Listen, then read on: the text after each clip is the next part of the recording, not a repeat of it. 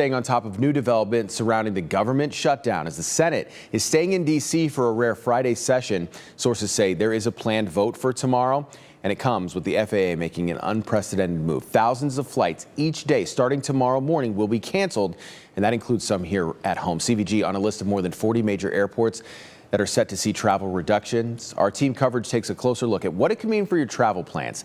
So we start with WCPO 9 News reporter Valerie Lyons. She joins us live from CVG with the latest. Valerie, what'd you learn? Yeah, hey there, Adrian. The Federal Department of Transportation says this is all set to begin tomorrow morning, starting with a 4% cut in flights. Now, here at CVG, more than 200 flights move in and out every day, so that means we could potentially see around a dozen cancellations. First thing we said this morning was thank God we're not flying out tomorrow. We have family flying in from all over tomorrow, so we're a little worried. Uncertainty looms at CVG as the clock ticks on an unprecedented air travel shakeup. Have you gotten any notifications from your airline yet? Not yet. Okay. So all is good so far. But kind of bracing for maybe the possibility there. Yeah, it's definitely possible. Starting Friday, the FAA will reduce flight capacity at 40 major airports across the country, including CVG. Federal officials say the restrictions will be gradual, working up to 10% sometime next week.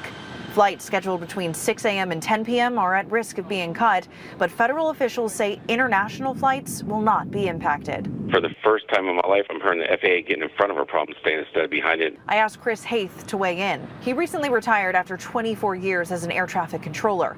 He says the reductions may cause headaches for travelers, but it's the right move. And with what's going on, honestly, I don't see how they have too many other options. Even before the shutdown, even before this is going on, most controllers are working 48 to 60 hours a week, period. And now you have increased demand and you have reduced capacity and reduced staffing. So something's got to break. Something's got to give. The Federal Department of Transportation says the reductions are aimed at alleviating pressure right now.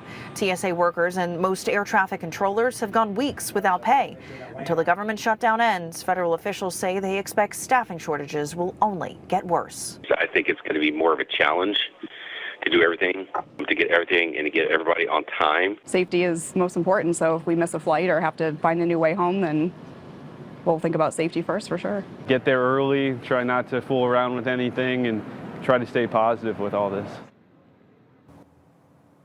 Now, I reached out to CVG for more specifics. A spokesperson told me they don't schedule flights. That is between the airlines and the FAA. And as of this evening, those plans are still being finalized. As for our cargo hubs, well, they seem to be in the clear. Both Amazon Air and DHL tell me they do not anticipate any impacts to their operations. Live at CVG, Valerie Lyons, WCPO 9 News. Okay, Valerie, thank you. CVG not the only airport impacted here in the Midwest. So if you can't find a flight there, it may be more difficult to find it outside the tri-state. Indianapolis International cut capacity. So too did Louisville International and Chicago's O'Hare.